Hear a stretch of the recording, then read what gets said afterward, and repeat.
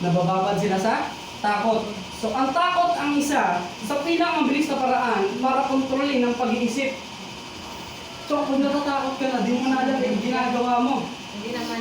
Pag natatakot ka na, di mo na alam kung saan ka pupunta. So, ganun din sa mga walang alam ng katotohanan. Takot sila na hindi maligtas. Kaya, kung ano-anong religion yung pinapasukan. Yan, kung ano-ano na, kahit anong religion pa yan, pasukan nila. Kasi takot sila.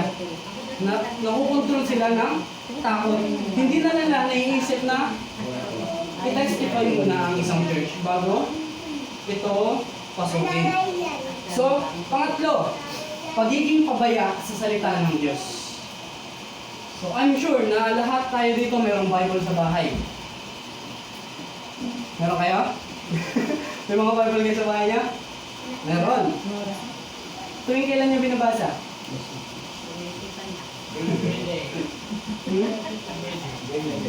Buti pa siguro yan, everyday.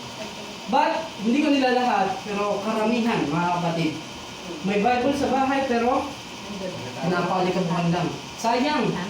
Kasi, kaya sila nadadaya, nagkakaroon sila ng ano, pagiging pabaya sa salita ng Diyos.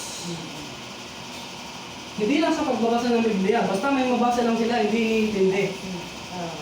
Nagiging pabaya sila. So, kung hindi natin kilala ang tunay na Kristo, no, madali tanggapin kung sino ang buwad. Madali lang tanggapin kung sino yung buwad. Kasi di natin kilala kung sino ang tunay na Kristo. Kaya ang tanong mga kapatid, no, is there a one true church? Kaya ang tanong ulit, is there a one true church? Sabi, is there one true church? If yes ang sagot, but how to identify a true church? Paano natin malalaman kung sino ang true church? Kasi sabi ni Kristo sa Matthew 24, marami ang darating sa aking pangalan.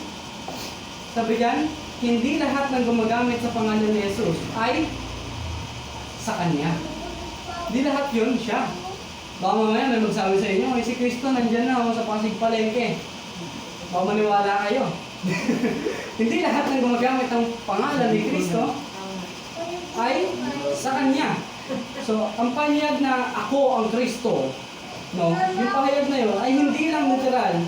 Kasama rin dito yung ano, mga peking tagapagturo na kumikilos na parang tagapagligtas. Remember this? Remember this, guys? Stop. Siya daw ang Kristo, sabi niya, I am God, sabi niya. So, hindi lahat ng gumagamit ng pangalan ni Kristo ay siya. So, mag-ingat din tayo mga kapatid, no? Minsan, meron tayong mga spiritual leader na, gumagawa ng sariling version ng katotohanan. Gumagawa ng sariling version ng katotohanan mga kapatid. Marami akong kilala niyan. Batangas. Sa Batangas. Dami kong nakasalumuhan yan doon. Then, sabi dito, ililigaw ang marami. So, ilan daw?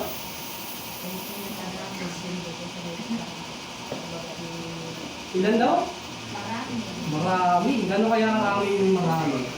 So, marami ang malililang. Kasi bakit? Merong mga gumagamit ng Biblia. Pero minamanipula ang mga interpretation.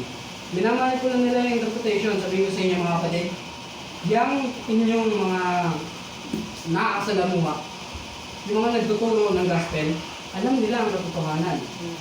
But, hindi nila tinuturo. Hindi nila tinuturo. Kaya sabi dyan, ililigaw ang marami. So, gaano karami yung marami? So, ang dami hindi sukat ng katotohanan, no? Minsan, ang pinakamaraming sumusunod ay hindi ang tama. So, ano ang pinaka-popular church ngayon? Ano ang pinakamaraming member ng church ngayon? The Roman Catholic Church. Anong religion mo? Yeah. Iglesia. Parehas kayo? Iglesia kayo parehas? So, alam niyo yung turo ng Katolik, di ba? So, ang dami nilang member. But, nabasa niyo na yung Biblia, di ba? Ang sabi sa Bible, huwag kang gagawa ng ibang Diyos-Diyosan. Pero sila ay sumasamba sa ibang Diyos-Diyosan.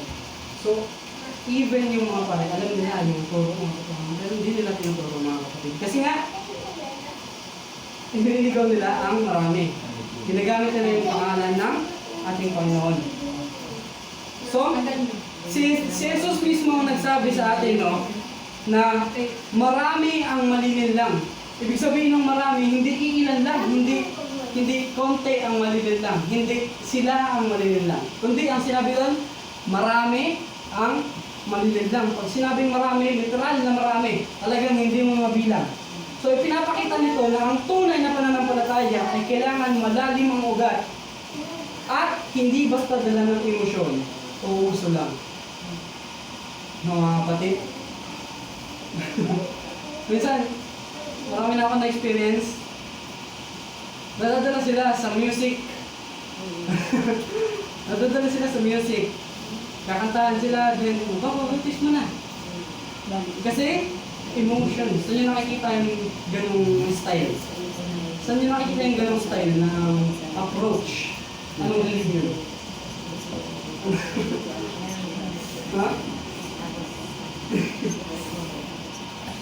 Diba? So, marami ang malililang mga kapatid. Kasi they don't know the scripture. Minsan sila ay nagpapabinyag dahil lang sa minsan uso, ay pasok ako sa ganito kasi marami nagpapabinyag dito, uso kasi ito. Minsan emotions, yan. Emotions, ala, ang ganda sa church na to, ang babait ng mga tao. Ala, ang ganda rito kasi ang ganda ng music nila. Emotions. So, isa yan sa magpapahamak sa atin. Music na ako. So, kung marami ang maliligaw, paano natin maiwasan ang maligaw? No?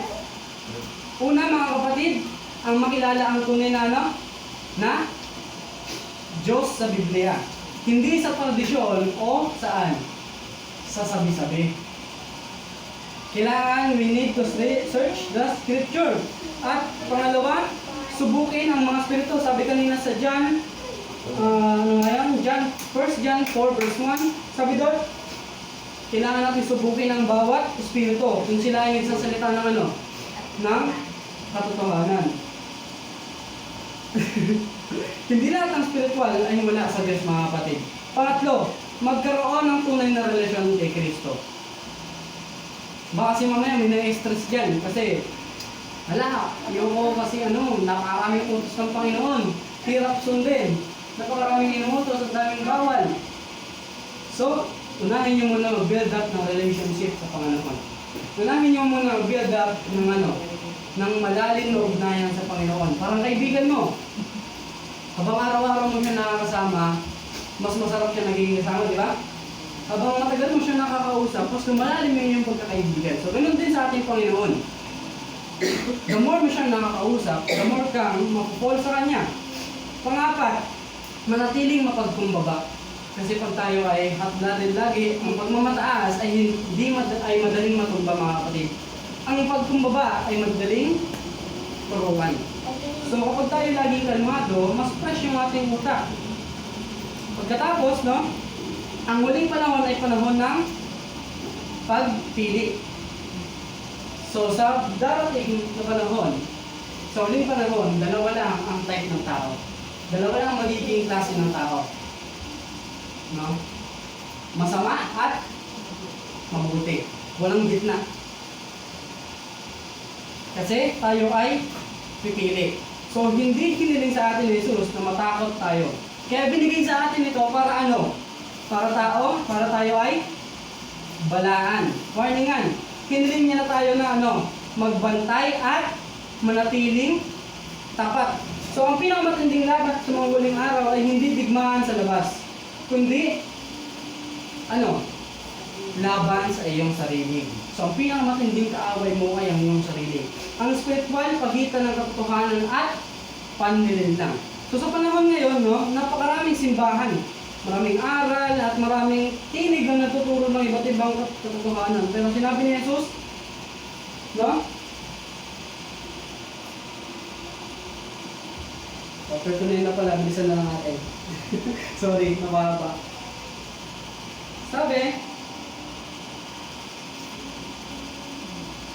No?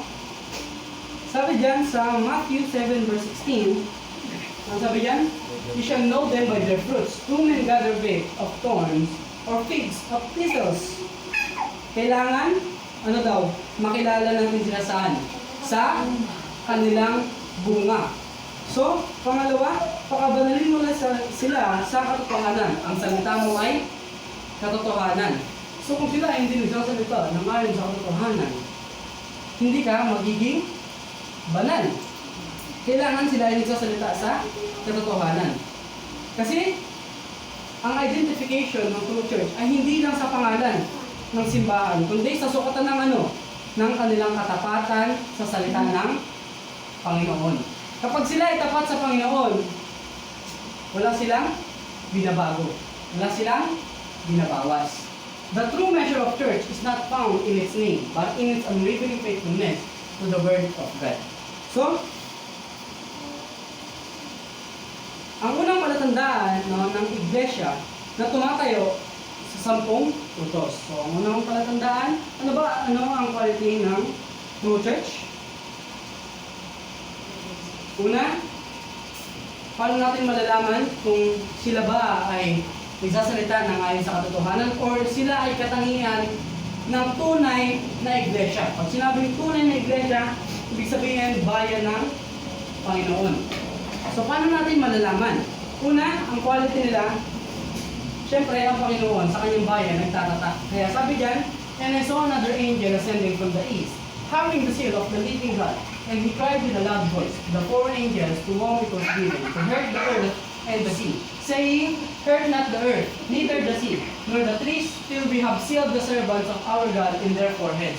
So ang Panginoon ay nagtatatak sa kanyang mga servant.